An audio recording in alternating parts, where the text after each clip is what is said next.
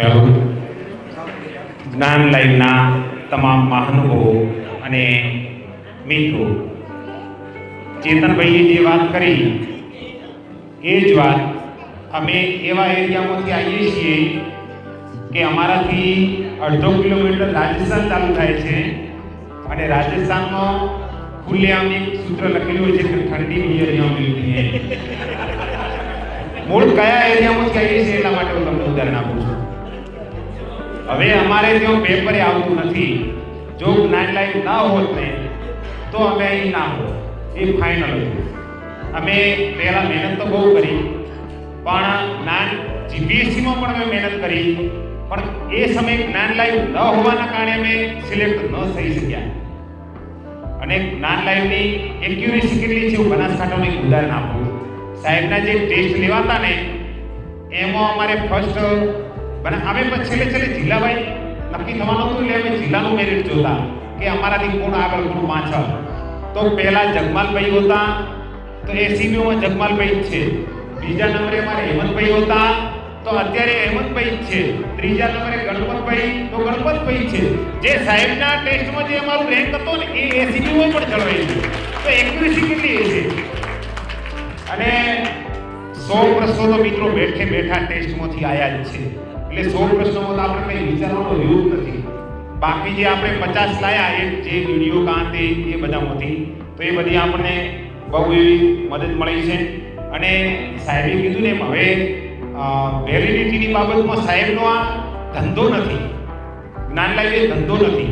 નહીં તો પહેલું વર્ષ પૂરું થયું ને સાહેબે કહી દીધું ભાઈ 1 વર્ષ તમારી વેલિડિટી લાવો, બીજા 12,000 બરાબર, હજી ત્રીજું વર્ષ લાવો ભાઈ.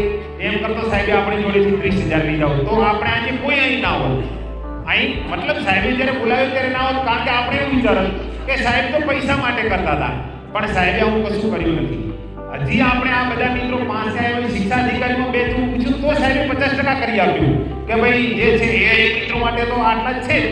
તો સાહેબનું જે ઋણ છે એ ઋણ ચૂકવવા માટે આજે અમે આવ્યા છીએ. અને હજી પણ સાહેબને કહીએ કે અમારા જે મિત્રો મારા કોન્ટેક્ટ કરે ને, પૂછે કે ભાઈ કોઈ પણ વસ્તુ પૂછે કે ભાઈ ટેટવાળા તે મિત્રો તમે સીધું જ કહીએ કે ભાઈ નાન લાઈવ લઈ લો.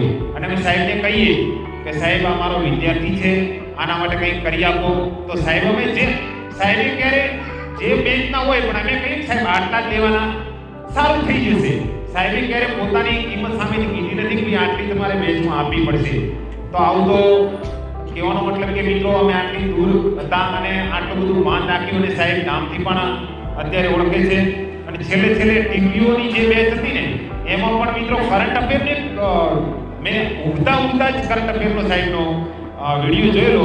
તો બીજા દિવસે પેપરમાં એવો 3 થી 4 માર્ક કરંટ અફેર મારે સાચું જ પડેલું. હજી પણ સાહેબને વિનંતી કરીએ કે અમે ટીવીઓની જે બેચ હશે એમાં પણ આમાંથી 40 મિત્રો હશું, પણ એના માટે જે શિક્ષણ સંહિતા ભાગ 3 છે ને એ અમારા સુધી ઝડપી આપો, કારણ કે 2 મહિના બાકી છે અમારી જોડે. અને ઝડપી આપો તો અમે ફટાફટ એને તૂટી પડીએ, કારણ કે અમે તો બોર્ડરના માણસો છીએ અને બોર્ડરનું રક્ષણ કરનારા છીએ. અને આ વખતે પણ અમે ફરીથી આજ 2 મહિના પછી પણ પાછા આવીશું. અમારા ડીપીઓ સાહેબે બોલાયા અને કીધું કે ભાઈ દેવદાસભાઈ તમારે ટીવીનો ચાર્જ લેવાનો છે. મેં સાહેબને એમ જ કીધું સાહેબ કાગળનો વાઘ નહીં બનવું, હું ટીપીઓ બનીને જ આવીશ. અને મેં એટલા માટે કોન્ફિડન્સથી કીધું કારણ કે જ્ઞાન લાઈવ મારી સાથે છે. જે આગળમાં ભવિષ્યમાં જે થશે એ પણ જ્ઞાન લાઈવના ભરોસે મેં આ સાહેબને વચન કહી દીધું છે. અને એટલા માટે મારે તૂટી જ પડવું છે. બસ એક મટીરિયલ આવી જાય એટલા માટે સાહેબની વિનંતી. અને બીજું કે આઈએસ જે સાહેબ તમે અર્લી વર્ડ જે ચાલુ કર્યું છે, અમે તો અધિકારી બની ગયા, પણ અમારા છોકરાઓ ઠંડી બાજુ ના જતા રહે અને આ બાજુ વળી જાય. એટલા માટે તમને રિક્વેસ્ટ છે કે સાહેબ ઓનલાઈન ચાલુ કરો. ઓફલાઈન હશે તો ગાંધીનગરના અમદાવાદના મિત્રો લાભ લેશે. અમારા બોર્ડર સુધી આવું કંઈ આવશે નહીં.